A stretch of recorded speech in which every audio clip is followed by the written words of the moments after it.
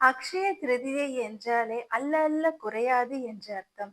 இந்த அக்ஷய திருதியை அன்று யாரெல்லாம் எதிலெல்லாம் முதலீடு செய்கின்றார்களோ அவைகள் எல்லாமே பல்கி பெருகும் என்பது ஆன்றோர் கருத்து. நமது ஐம்பெரும் காப்பியங்களான மணிமேகலை, சீவக சிந்தாமணி, குண்டலகேசி, வளையாபதி, சிலப்பதிகாரம் ஆகிய காப்பியங்கள் இன்றளவும் போற்றி புகழ்பாடப்படுகின்றன.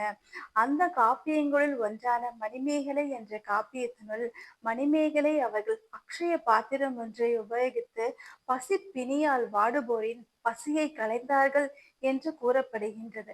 அப்படிப்பட்ட அக்ஷய பாத்திரம், அக்ஷயம் என்ற கருத்து என்ற வார்த்தை அன்றளவே 6ஆம் நூற்றாண்டு அன்றே இலக்கியங்களில் உபயோகப்படுத்தப்பட்டு இருக்கின்றது.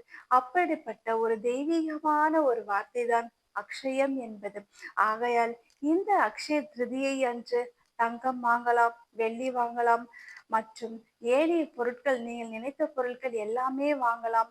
அது மட்டுமின்றி வீட்டு மனைகள், புது வீடுகள் இவை அனைத்தையும் வாங்கலாம். இவைகளை வாங்குவதனால் உங்கள் செல்வமானது பல்கி பெறும் என்று கருதப்படுகின்றது. இல்லை, என்னிடம் ஒன்றுமே இல்லை என்று கூறுபவர்கள் ஒரு சிறு சேமிப்பாவது இந்த அக்ஷய திருதியை நாளன்று சேமிக்க துவங்குங்கள். அடுத்த திருதியை அன்று அவை பல்கி பெருகி இருக்கும் அல்லவா? ஆகையால் உங்கள் அனைவருக்கும் இனிய அக்ஷய திருதியை நல்வாழ்த்துக்களை தெரிவித்துக் கொள்கின்றோம். நன்றி.